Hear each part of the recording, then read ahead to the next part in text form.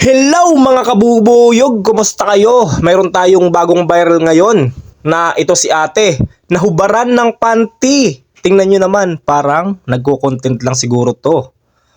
Talagang sinadya niya para kumita rin ng pera. Ayan, nahulog ang kanyang.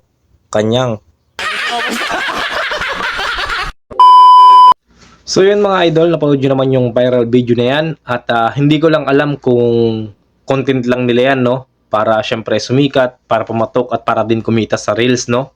At talagang paborito nilang gawing content yung Jollibee. Ayan, kasi alam niyo naman pag sa Jollibee, ang gagawing content is talagang magbabiral at papatok. Marami na tayong napanood na video na ganyang ginagawa, no? Sa Jollibee sila dumadayo para doon gumawa ng mga content. So, sa aking palagay, content din yung ginawa nilang yan na kunwari maluwag yung pante para mapansin at para mag-viral at para kumita. So, yun. Kumusta na kayo mga kabubuyog at sana nasa maayos kayo kalagayan. At meron pala tayong sasagutin na isang viewers natin no, na nagtatanong. At ang tanong niya, ito ay mula kay Ariel, totoo ba kapag nag-service crew, mararanasan din daw yung pagkaha? Yun kasi iniiwasan ko eh. May experience na kasi ako sa dining staff at dishwasher ng 1 year sa local food. Ayan. Kung pag ikaw daw ay nag-apply service crew, kung mararanasan mo din ba ang pagkaha? Ayan, yan yung tinatanong ni Ariel at yan yung iniiwasan niya pagdating sa pagkakaha. So, based sa aking experience po, talagang hindi mo maiwasan na ikaw ay macross-train. Kung ikaw ay na-assign sa dining, nagsiserve ka ng food, ikaw ay marurotain sa kitchen. Marurotain ka naman sa pag-receive ng stock. Ayan, pwede ka rin doon. Pwede ka rin sa grill. Ayan. At pwede ka rin ma-rotain sa dishwasher. At kapag na-rotain ka sa iba't ibang station, huwag kang matatakot sumubok or ma-rotain sa counter kasi part yan ng trabaho. Kasi para din sa iyo yan.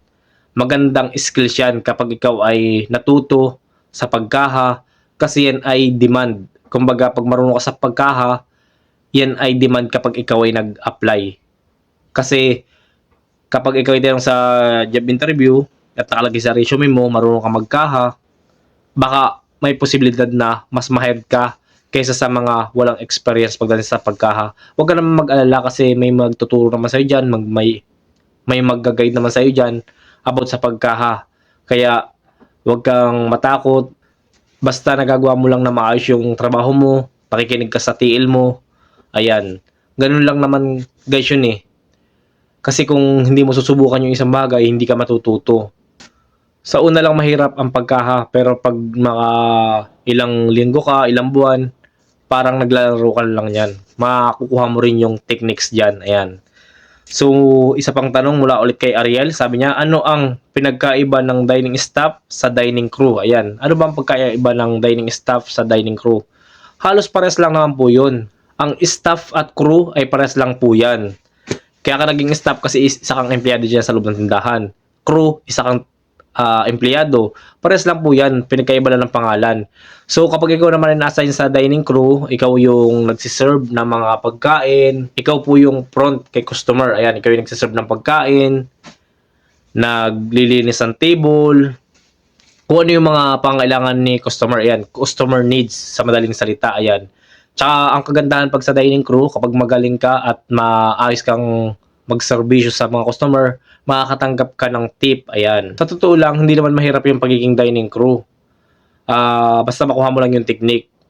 Mas mahirap pa nga guys sa sa Mang Inasal kasi kung mapapansin niyo yung mga customer sa Mang Inasal, sobrang daming customer, may mga willing to wait pa, mga nakapila, tapos ibabas mo pa yun, isi-serve mo na, ibabas mo pa, lilinisin mo pa yung table, lilinisin mo pa yung floors. Kaya talagang ang galawan dyan dapat flexible. Ayan, dapat flexible ka, talagang multitasking ka. Ayan, diyan ka masusubukan, diyan ka susubukin. Kaya dapat be ready kapag ikaw ay nag-apply as a service crew or ma-assign ka sa dining or kitchen, dapat nakahanda ka. Ayan. Tsaka pag nakuha mo yung sistema dyan, yung galawan, madali lang para sa iyo. Magiging parang sisiw na lang sa iyo yan. So yun, Boss Ariel, sana may natutunan ka sa video ito. At kung hindi ka pa nakasubscribe sa aking YouTube channel, ay maaari bang humingi ng isang subscribe para lagi kang updated sa ating mga lalabas na video. Thank you for watching guys and God bless.